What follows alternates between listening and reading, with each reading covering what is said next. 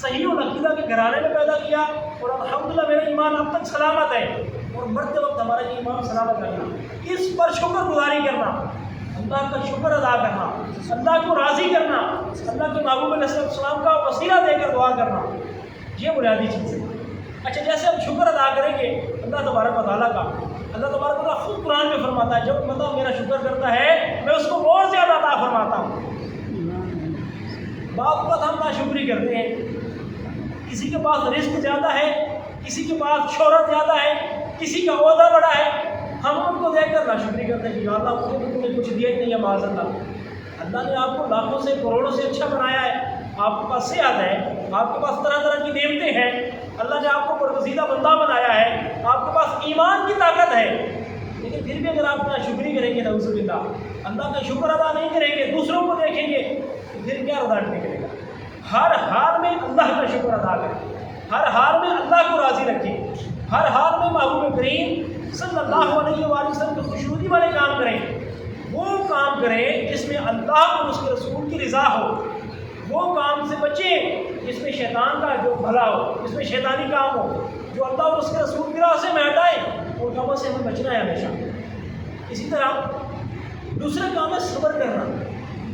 جب بھی کوئی مشکل آ جائے، جب بھی کوئی مصیبت آ جائے، جب بھی کوئی پریشانی آ جائے، خسارہ ہو گیا کاروبار میں، بیٹھ گئے آپ، اللہ نے گھر کے اندر کوئی بیماری دی ہے، اسی طرح اللہ تبارک و تعالیٰ نے تمام آسائشیں چھین لی ہیں، ناشکری نہ کریں، بے صبری نہ کریں، پھر بھی صبر کا دامن نہ چھوڑیں۔ اللہ خود قرآن میں فرماتا ہے ان اللہ مع الصابرین، میں صبر کرنے والوں کے ساتھ ہوں۔ اب بندہ یہاں بیٹھ کر بے صبری کر رہا ہے، وہ جی میرے پاس پہلے تو بہت کچھ تھا، اللہ بڑا راضی تھا، اب ناراض ہو گیا، نعوذ باللہ۔ اللہ کے بندے کو اللہ کی ناراضگی سہ سکتا ہے؟ اللہ کی ناراضگی یہ نہیں ہے کہ بندے کے پاس مال نہیں ہے، بندے کے پاس اسباب نہیں ہے، رزق نہیں ہے، دولت نہیں ہے، شہرت نہیں ہے، یہ ناراضگی نہیں ہے۔ حقیقی ناراضگی پتہ ہے کیا ہے؟ سجدے کی توفیق چھین جانا، یہ اللہ کی ناراضگی ہے۔ میں اور آپ خود اپنے اندر جھانکیں، میں کسی سے ہاتھ نہیں کھڑا کرواؤں گا، آپ اپنے آپ پر توجہ کریں، میں اپنے آپ پر، کہ کیا میں ایک گھر نماز پڑھتا ہوں، کیا مجھے سجدہ کرنے میں لذت محسوس ہوتی ہے، کیا قیام رکوع سجود قومت جلسہ میں مجھے سکون آتا ہے؟ اگر نہیں آتا تو سوچئے گا کہ کیوں نہیں آتا، اگر سکون آتا تو اللہ کا شکر ادا کریں، یا اللہ کو مجھے سجدہ کرنے کی توفیق عطا فرمائیے۔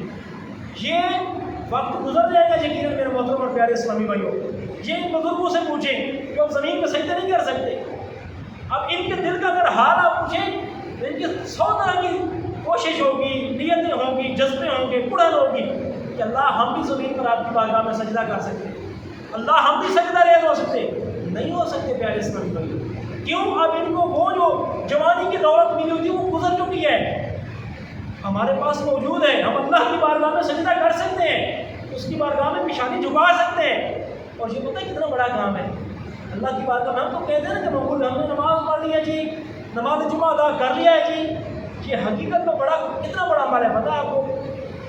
جب بندہ مومن گھر سے وضو کر کے نکلتا ہے نا، اللہ کے نوری فرشتے اس کے ہر قدم کے نیچے اپنے پار بچھاتے ہیں اور اس بندے کے لیے بخشش کی دعا کرتے ہیں، اور اس بندے کے لیے جب تک وہ فرشتے ہیں اس بندے کے لیے بخشش کی دعا کرتے ہیں کہ جب تک کہ وہ جنت میں داخل ہو جائے۔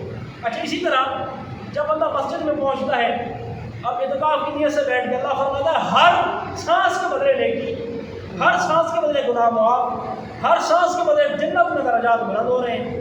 اب اسی طرح اب اللہ کے گھر میں بھی آ گیا، اب سجدہ اس نے کیا، اللہ نے توفیق دی نا، اب اللہ خود کیا فرماتا ہے؟ اللہ فرماتا ہے فرشتوں کو میں نام کرتا ہوں کہ آخر میرا بندہ میرے حضور آ کر جھک گیا، سننے کی قوت کان سر میں، سونگنے کی قوت ناک سر میں، بولنے کی قوت زبان سر میں، دیکھنے کی قوت آنکھیں بھی سر میں، سوچنے کی قوت دماغ بھی سر میں، یہ ساری نعمتیں میری بارگاہ میں جھکا دی ہیں، اور کیا کہہ رہا ہے؟ سبحان ربی الاعلیٰ، تو ہی اعلیٰ ہے، تو ہی بڑا ہے، تو ہی بڑی شان والا ہے، تو ہی بڑے مرتبے والا ہے۔ جب بندہ یہ نغمہ لاتا ہے، اللہ فرشتوں میں فخر محسوس کرتا ہے کہ میرا بندہ میرے حضور آ کر جھکا ہے اور مجھے کہہ رہا ہے کہ تو ہی بڑا ہے، تو ہی خالق و مالک ہے۔ اے فرشتوں گواہ ہو جاؤ، میں نے اس کی بے حساب بخشش کر دی ہے۔ سبحان اللہ۔ ہم یہ سجدے کی دولت ہم کہاں سے لیں؟ ہم تو پتہ نہیں کس چیز کو دولت سمجھتے ہیں، ہم تو کس چیز کو نعمت سمجھتے ہیں، اللہ کی رضا پتہ پتہ نہیں پیسے کو سمجھتے ہیں، دولت کو سمجھتے ہیں، چار لوگوں میں جانتے ہیں، شہرت کو سمجھتے ہیں۔ حقیقی اللہ کی رضا سجدہ ہے، حقیقی اللہ کی رضا عبادت ہے۔ اب بندہ مومن ہے، قرآن نہیں پڑھتا، اب اس کو کیسے سکون ہے، اس کی زندگی میں کیسے مزہ ہے، اس کی زندگی میں سرور کیسے ہے؟ قرآن سے اس کا اب کتنا ٹائم ہو گیا؟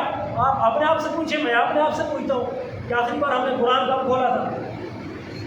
جبکہ اللہ خود فرماتا ہے قرآن کے اندر سکون ہے، قرآن دلوں کی میل کو دور کرتا ہے، قرآن دل کی سیاہی کو ختم کرتا ہے، قرآن پڑھنے سے دل کی سختی ختم ہوتی ہے۔ ہم نے کہ قرآن پڑھتے ہی نہیں ہیں، قرآن دیکھتے ہی نہیں ہیں۔ حالانکہ آقا کریم علیہ السلام کے صحابہ کرام کو تھے علیہ الرضوان، فجر کی نماز پڑھ کے قرآن کریم کو چومتے، سینے سے لگاتے اور کہتے ہیں کہ میرے رب کا کلام ہے۔ آج میں اور آپ کتنا قرآن سے دور ہو گئے، آج میں اور آپ سجدوں سے کتنا دور ہو گئے، آج میں اور آپ اللہ کے گھر سے محبت کرنے سے کتنا دور ہو گئے۔ کئی بزرگان دین ایسے ایسے ملتے ہیں جن کی روایات ملتی ہیں، جن کے واقعات ملتے ہیں کہ ہر پلر کے ساتھ انہوں نے نوافل میں قرآن کے ختم کیے ہیں۔ ہم کتنا پڑھتے ہیں؟ ہم تو سب سے چھوٹی سورہ اخلاص پڑھتے ہیں نماز کے اندر بھی، زیادہ لمبی نہ ہو جائے۔ پھر ہم چاہتے ہیں ہمیں سکون ملے، پھر ہم چاہتے ہیں کہ نماز کے اندر ہمیں سرور ملے۔ تو یہ کیسے ہوگا میرے محترم ارکان اسلام؟ نماز ہمیشہ کی حجائی پورے کاموں سے روکتی ہے، لیکن جب خوشی و خضوع کے ساتھ ہم نماز کیا پڑھتے ہیں؟ اللہ اکبر، اب دین میں کیا رہا ہے؟ میں نے فلاں سے پیسے لینے ہیں، فلاں کو دینے ہیں، فلاں سے میں نے قرضہ لیا تھا، فلاں کو میں نے دیا تھا۔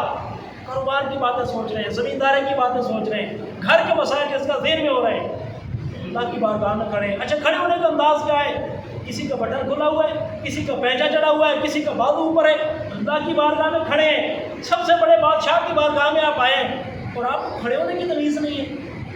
نماز مولا علی رضی اللہ عنہ کی روایت سنیے، آپ کی جب کان میں نا تیر لگا، اتنا درد آپ کو ہو رہا تھا کہ جب بھی صحابہ کرام قریب آتے آپ کہتے نہیں قریب نہیں آنا، نہیں نکالنا۔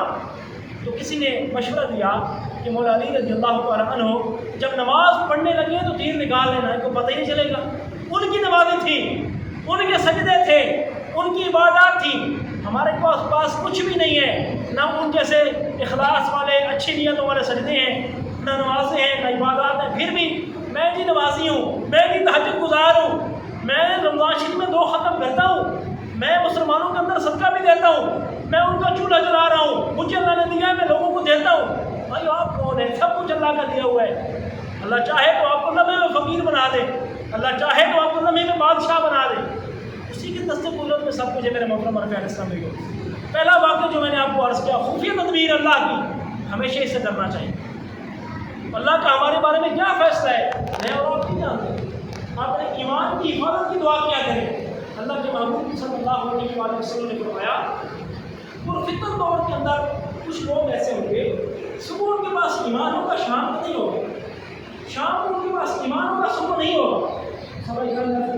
ایسا دور ہوگا، آقا کریم صلی اللہ علیہ وسلم نے فرمایا فتنوں کا دور ہوگا، طرح طرح کے فتنے ہوں گے، لوگوں کی توجہ ادھر بھی پگڑیاں، امامیں، داڑیاں، مذہب، دین، قرآن سب کچھ ہوگا، ادھر بھی ہوگا۔ سوشل میڈیا میں لوگ طرح طرح کے آج فتنوں سے گمراہ نہیں کر رہے، آج ہمارے نوجوان طبقے کو یہ گمراہ نہیں کر رہے سوشل میڈیا کے لوگ۔ اب اس پر یہ لوگ وہ نہیں، یہ حدیث تو وہ حدیث، ادھر بھی امامی، درویداری ہے، سارا کچھ۔ حق کیا ہے؟ حق اہل سنت ہی ہے۔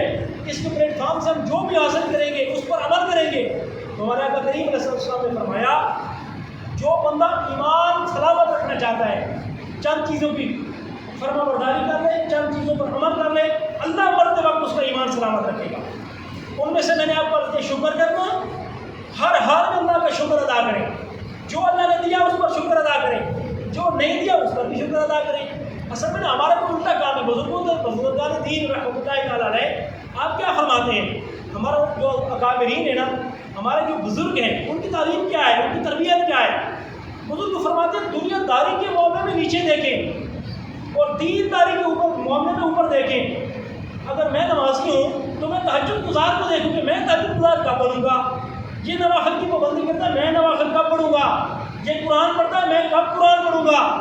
اب دنیا داری کے معاملے میں اگر کسی کے پاس موٹر سائیکل ہے میرے پاس تو میں یہ سوچوں یار اس کے پاس سائیکل بھی تو ہے، اللہ نے مجھے اس سے اچھا دیا ہے۔ ہمارا الٹا سسٹم ہے، ہم دنیا داری کے معاملے میں اوپر سوچتے ہیں مجھے سائیکل ملی ہے، اس کو بائک ملی ہے، اس کو کار ملی ہے، اس کو اچھا کار ملا ہے، پھر حسد پیدا ہوتے ہیں، بغض پیدا ہوتے ہیں۔